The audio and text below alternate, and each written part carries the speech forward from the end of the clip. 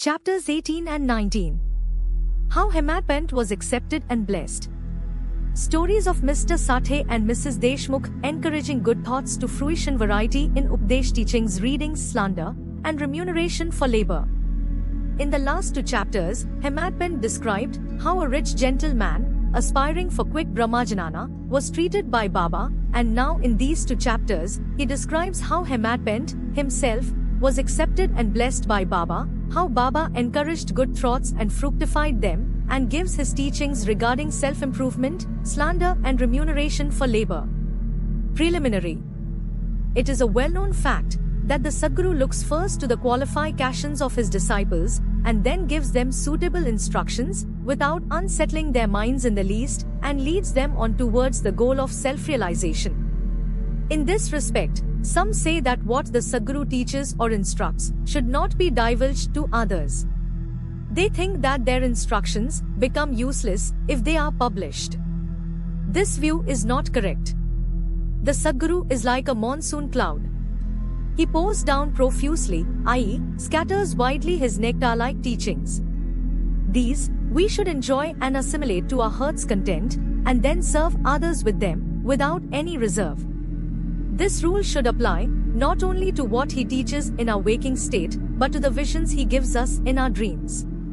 To quote an instance, Buddhakoshik Rishi I composed his celebrated Ramraksha Stotra II, which he had seen in his dream. Like a loving mother forcing bitter but wholesome medicines down the throats of her children for the sake of their health, Sai Baba imparted spiritual instructions to his devotees.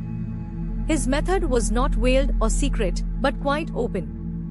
The devotees who followed his instructions got their object. Sadgurus like Sai Baba open our eyes of the intellect and show us the divine beauties of the self and fulfill our tender longings of devotion. When this is done, our desire for sense objects vanishes, twin fruits of viveka, discrimination, and vairagya, dispassion or non-attachment, come to our hands, and knowl-edge sprouts up even in the sleep. All this we get when we come in contact with saints, Sadguru, serve them and secure their love. The Lord, who fulfills the desires of his devotees, comes to our aid, removes our troubles and sufferings, and makes us happy. This progress or development is entirely due to the help of the Sadguru, who is regarded as the Lord himself. Therefore, we should always be after the Sadguru, hear his stories, fall at his feet and serve him. Now we come to our main story. Mr. Sathe. There was a gentleman named Mr. Sathe, who had attained some publicity many years ago during Crawford regime, which was put down by Lord Ree, the then Governor of Bombay. He suffered severe losses in trade. Other adverse circumstances gave him much trouble and made him sad and dejected. Being restless, he thought of leaving home and going out to a distant place. Man does not generally think of God, but when difficulties and calamities overtake him, he turns to him and prays for relief. If his evil actions have come to an end, God arranges his meet with a saint, who gives him proper directions regarding his welfare. Mr. Sathe had similar experience.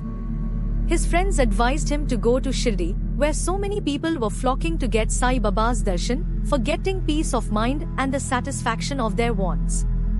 He liked the idea, and at once came to Shirdi in 1917. Seeing Baba's form, which was like eternal Brahma, self-luminous, spotless and pure, his mind lost its restlessness and became calm and composed.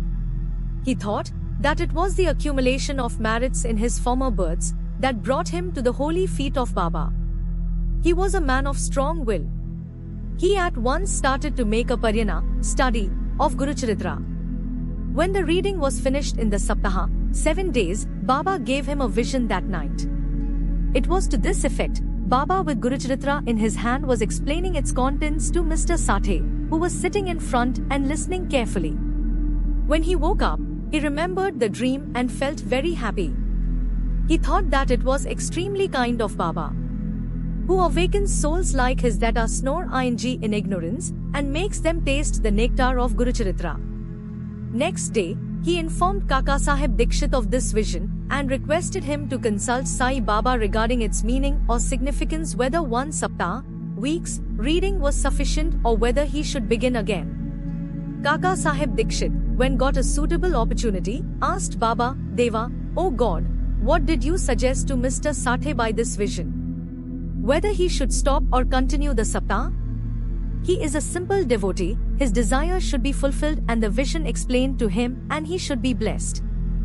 Then Baba replied, he should make one more Saptah of the book. If the work be studied carefully, the devotee will become pure and will be benefited, the Lord will be pleased and will rescue him from the bondage of the mundane existence. Hemat was present there. He was shampooing Baba's legs. When he heard Baba's words, he thought in his mind as follows, what? Mr. Sathe read for a week only and got a reward, and I am reading it for 40 years with no result. His 7 days stay here becomes fruitful while my 7 years stay, 1910 to M1917, goes for nothing. Like a chatak bird, I am ever waiting for the merciful cloud, Baba, to pour its nectar on me and bless me with his instructions. No sooner did this thought cross his mind, Baba knew it then and there. It was the experience of the Bhaktas that Baba read and understood all their thoughts, and that he suppressed the evil thoughts and encouraged the good ones.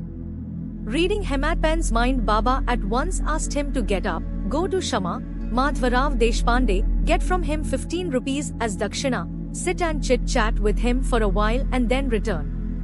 Mercy dawned in Baba's mind, and so he issued this order. And who could disobey Baba's order?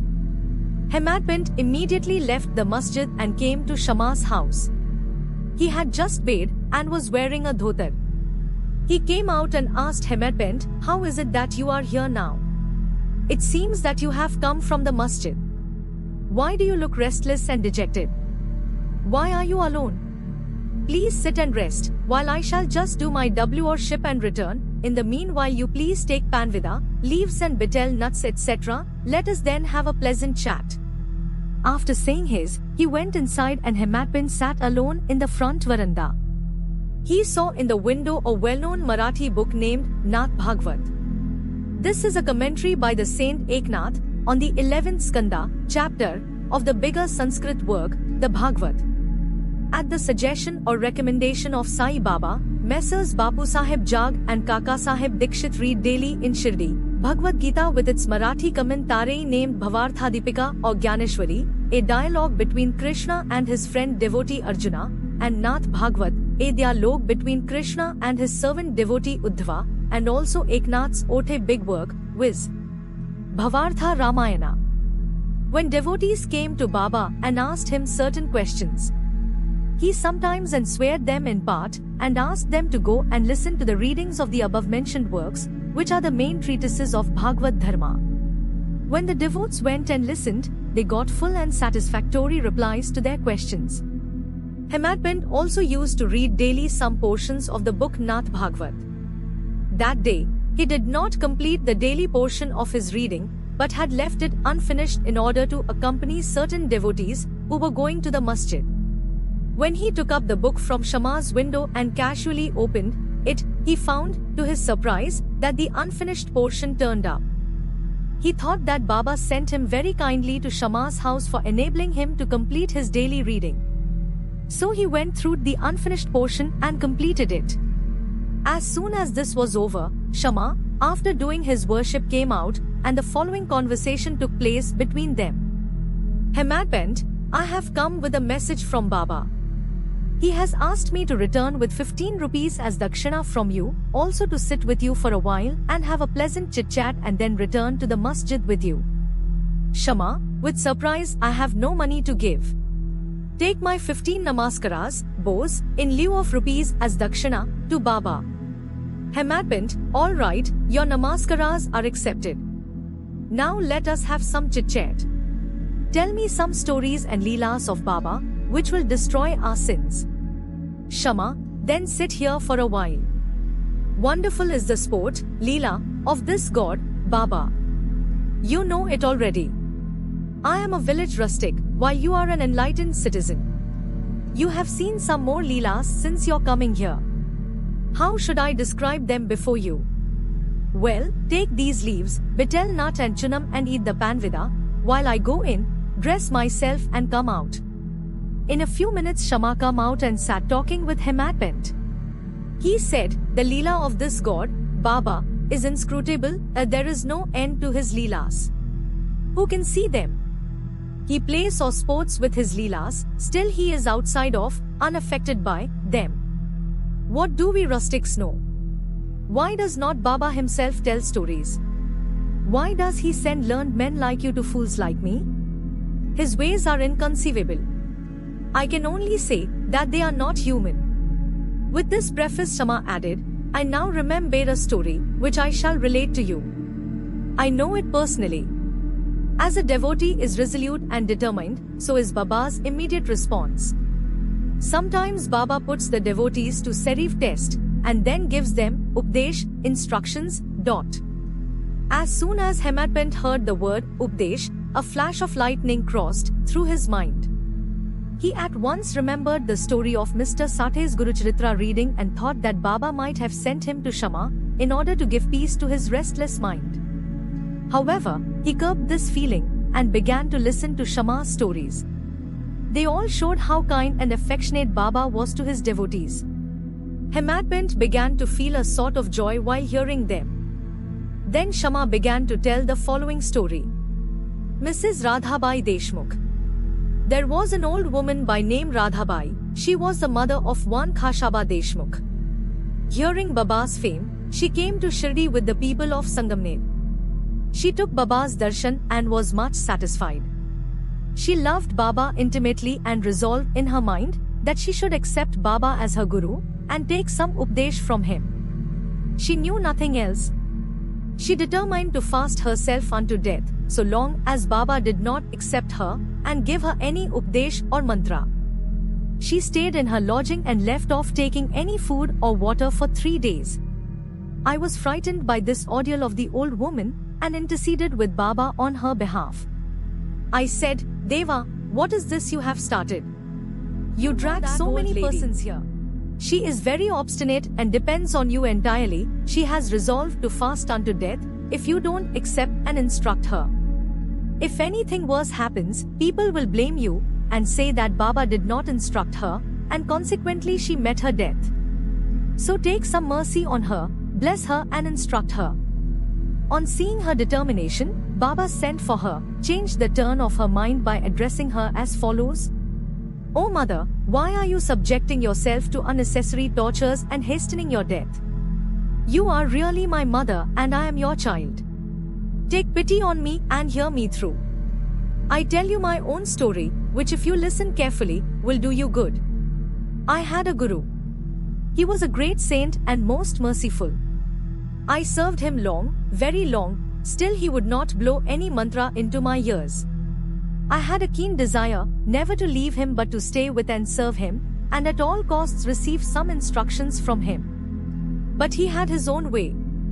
He first got my head shaved and asked me to pice as dakshina. I gave the same at once. If you say that as my guru was perfect, why should he ask for money and how should he be called desireless? I replied plainly that he never cared for coins. What had he to do with them? His two pies were 1. Firm faith and 2. Patience or perseverance. I gave these 2 pies or things to him, and he was pleased. I resorted to my guru for 12 years. He brought me up. There was no dearth of food and clothing. He was full of love, he was love incarnate. How can I describe it? He loved me most. Rare is a guru like him. When I looked at him, he seemed as if he was in deep meditation, and then we both were filled with bliss. Night and day, I gazed at him with no thought of hunger and thirst. Without him, I felt restless. I had no other object to meditate, nor any other thing than my guru to attend. He was my sole refuge. My mind was always fixed on him. This is one pice dakshina. Saburi, patience or perseverance, is the other pice. I waited patiently and very long on my guru and served him. This saburi will ferry you across the sea of this mundane existence. Saburi is manliness in man. It removes all sins and afflictions, gets rid of calamities in various ways, and casts aside all fear, and ultimately gives you success. Saburi is the mine of virtues, consort of good thought. Nishtha, faith, and saburi, patience, are like twin sisters, loving each other very intimately. My Guru never expected any other thing from me. He never neglected me, but protected me at all times. I lived with him, and was sometimes away from him, still I never felt the want or absence of his love. He always protected me by his glance, just as the tortoise feeds her young ones, whether they are near her or away from her on the other side of the river bank, by her loving looks. O mother, my Guru never taught me any mantra, then how shall I blow any mantra in your ears? Just remember that Guru's tortoise-like loving glance gives us happiness. Do not try to get mantra or updesh from anybody. Make me the sole object of your thoughts and actions, and you will, no doubt, attain Paramartha, the spiritual goal of life. Look at me wholeheartedly, and I in turn look at you similarly. Sitting in this masjid, I speak the truth, nothing but the truth. No sadhanas, nor proficiency in the 6 Shastras, are necessary. Have faith and confidence in your Guru. Believe fully that Guru is the sole actor or doer. Blessed is he who knows the greatness of his Guru and thinks him to be Hari 1, Hara 2 and Brahma 3, Trimurti, incarnate. Instructed in this way, the old lady was convinced. She bowed to Baba and gave up her fast. Hearing this story carefully and attentively, and marking its significance and appropriateness, Hemadpant was most agreeably surprised. Seeing this wonderful Leela of Baba, he was moved from top to toe, he was overflowing with joy, his throat was choked, and he was not able to utter a single word. Shama, on seeing him in this condition, asked him, "What is the matter with you? Why are you silent?" How many innumerable Leelas of Baba shall I describe? Just at that time the bell in the masjid began to ring, proclaiming that the noon worship and Aarti ceremony had begun. Therefore, Shama and Hemadpant hurried to the masjid. Bapu Sahib Jag had just started the worship. Women were up in the masjid, and men were standing below in the open courtyard, and they were all loudly singing the Aarti in chorus to the accompaniment of drums. Shama went up, pulling Hemadpant with him. He sat to the right and Hemadpant in front of Baba. On seeing them, Baba asked Hemadpant to give the dakshina brought from Namaskaras in lieu of rupees and that he was there in person. Baba said, "All right, now let me know whether you both had a chit-chat, and if so, tell me all that you talked about." Not minding the sounds of the bell, the drum and the chorus songs, Hemadpant was eager to tell what they had talked and started to narrate it.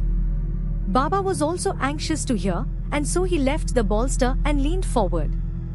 Hemadpant said all that they talked about was very pleasant, and that specially the story of the old lady was most wonderful, and that on hearing it, he thought that his Leela was inexplicable, and under the guise of that story, he really blessed him. Baba then said, "Wonderful is the story. How were you blessed? I would like to know everything in detail from you, so tell me all about it."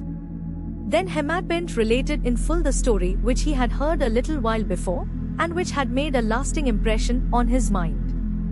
Hearing this, Baba was much pleased and asked him, "Did the story strike you, and did you catch its significance?" He replied, "Yes, Baba, the restlessness of my mind has vanished, and I have got true peace and rest, and come to know the true path." Then Baba spoke as follows, "My method is quite unique. Remember well this one story, and it will be very useful. To get the knowledge, realization of the self, dhyana, meditation, is necessary.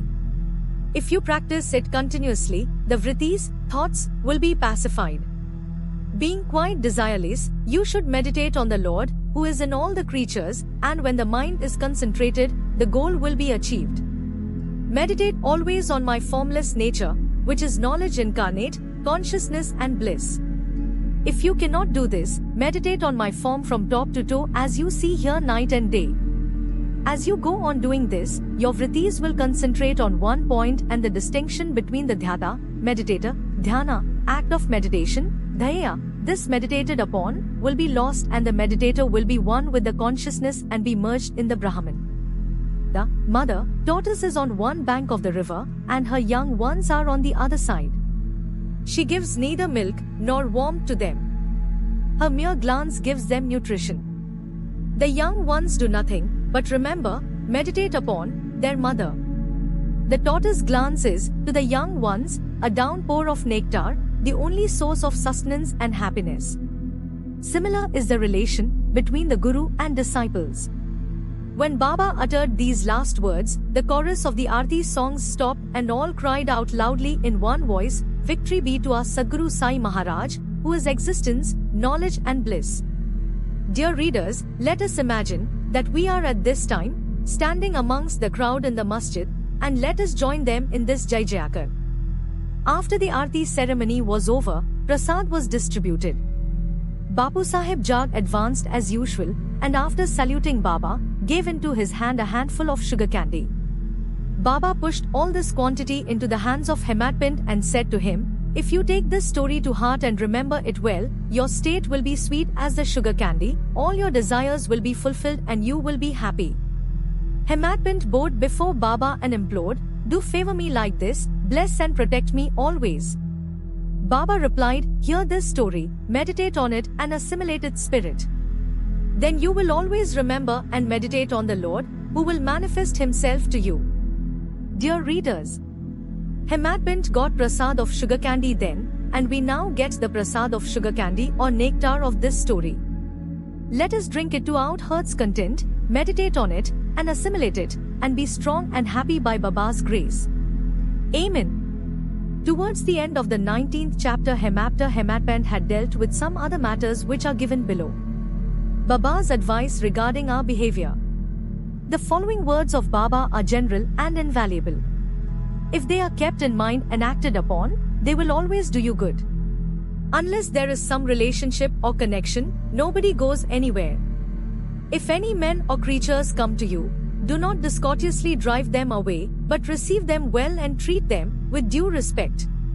Sri Hari, God, will be certainly pleased if you give water to the thirsty, bread to the hungry, clothes to the naked, and your veranda to strangers for sitting and resting. If anybody wants any money from you, and you are not inclined to give, do not give, but do not bark at him like a dog. Let anybody speak hundreds of things against you, do not resent by giving any bitter reply. If you always tolerate such things, you will certainly be happy. Let the world go topsy-turvy, you remain where you are. Stand ing or staying in your own place, look on calmly at the show of all things passing before you. Demolish the wall of difference that separates you from me, and then the road for our meeting will be clear and open. The sense of differentiation, as I and thou, is the barrier that keeps away the disciple from his master, and unless that is destroyed, the state of union or atonement is not possible. Allah Malik, i.e. God, is the sole proprietor, nobody else is our protector. His method of work is extraordinary, invaluable, and inscrutable. His will be done, and he will show us the way, and satisfy our heart's desires. It is on account of Rinobandh, former relationship, that we have come together. Let us love and serve each other and be happy. He who attained the supreme goal of life is immortal and happy. All others merely exist, i.e. live so long as fruition. It is interesting to note how Sai Baba encouraged good thoughts. You have to surrender yourself completely to him with love and devotion, and there you will see how he helps you, off and on, in so many things. Some saint has said that when you get a good thought, immediately after awakening from sleep, and if you develop the same afterwards during the day, your intellect will be unfolded and your mind will attain calmness. Hematpant wanted to try this. On one Wednesday night before going to bed, he thought, tomorrow is Thursday, an auspicious day, and the place, viz. Shirdi, is so holy, so let me pass the whole day in remembering and chanting the Ramanam, and then he slept. Next morning when he got up, he remembered without any effort the name of Rama and was much pleased. He then, after finishing his morning duties, went to see Baba with flowers. When he left Dikshit's Wada and was just passing Booty's Wada, present Samadhi Mandir, he heard a beautiful song that was being sung nicely by one Aurangabadkar in the masjid before Baba. The song was Guru, Kripanjan Payo Mere Bhai, etc. by Eknath, in which he says that he got collyrium in the form of Guru's grace, which opened his vision and made him see Rama, in and out, in sleep, dream, and waking state and everywhere. There were so many songs, and why was this song particularly chosen by Aurangabadkar, a devotee of Baba? Is this not a curious coincidence arranged by Baba to feed the determination of Hemadpant to sing unceasingly Ramanama during the day?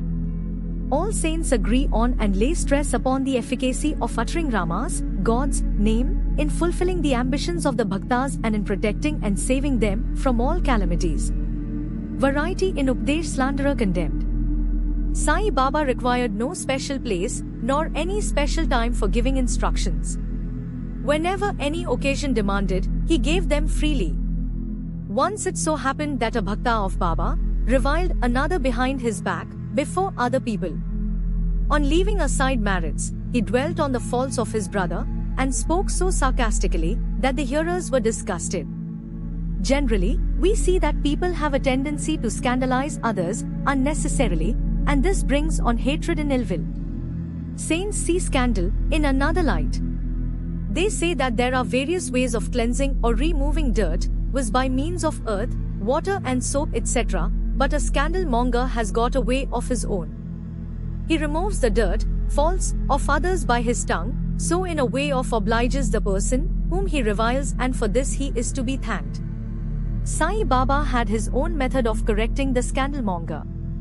He knew by his omniscience what the slanderer had done, and when he met him at noon near the Lendi, Baba pointed out to him a pig that was eating filth near the fence and said to him, "Behold how, with what relish it is gorging dung.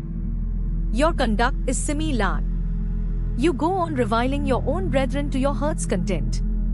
After performing many deeds of merit, you are born a man, and if you act like this, will Shri help you in any way?" Needless to say, that the Bhakta took the lesson to his heart, and went away. In this way Baba went on giving instructions whenever necessary. If these are born in our minds and acted upon, the spiritual goal, realization, is not far off. There is a proverb which says, "If there be my Hari, Lord, he will feed me on my cot." This proverb is only true in respect of food and clothing, but if anyone trusting in this, sits quiet and does nothing in spiritual matters, he will be ruined. One has to exert himself to his utmost for attaining self-realization. The more he endeavors, the better for him. Baba said that he was omnipresent, occupying land, air, country, world, light and heaven, and that he was not limited. To remove the misunderstanding of those who thought that Baba was only his body, 3 cubits and a half in length, he incarnated himself in this form, and if any devotee meditated on him day and night with complete self-surrender, he experienced complete union, without any difference, with him like sweetness and sugar, waves and sea, eye and its luster. He, who wants to get rid of the cycle of births and deaths, should lead a righteous life, with his mind calm and composed. He should always engage himself in good actions, should do his duties and surrender himself, heart and soul to him. He need not then be afraid of anything. He who trusts him entirely, hears and expounds his leelas and does not think of anything else, is sure to attain self-realization. Baba asked many to remember his name and to surrender to him, but to those who wanted to know who they were, "Who am I?" inquiry, he advised Shravanam, study, and Mananam, meditation. To some, he advised remembering God's name, to others hearing his leelas, to some worship of his feet, to others reading and studying Adhyatma Ramayan, Gyaneshwari and other sacred scriptures. Some he made sit near his feet, some he sent to Khandoba's temple, and some he advised the repetition of the Thou Sans names of Vishnu, and some the study of Chandogya Upanishad and Gita. There were no limit, no restriction to his instructions. To some, he gave them in person. To others by visions and dreams. To one addicted to drink, he appeared in his dream, sat on his chest, pressed it and left him, after he gave a promise not to touch liquor anymore. To some, he explained some mantras like Gurur Brahma in dreams. To some devotee, who was practicing Hatha Yoga, he sent word that he should leave off Hatha Yoga practices, sit quiet and wait, saburi. It is impossible to describe all his ways and methods. In ordinary worldly dealings, he set examples by his actions, one of which is given below. Remuneration for labor. One day at noon, Baba came near Radhakrishna's house and said, "Bring me a ladder." Some men brought it and set it against a house as directed. The roof of Vaman Gondkar's house, past the roof of Radhakrishna's house, and then got down from the other corner. What object Baba had, none could know. Radhakrishna was, at that time, shivering with malaria. It may be to drive off that fever, that he may have gone there. Immediately after getting down, Baba paid rupees to the persons who brought the ladder. Somebody asked Baba why he paid so much for this. He replied that nobody should take the labor of others in vain. The worker should be paid his dues promptly and liberally. Bo to Sri Sai, peace be to all.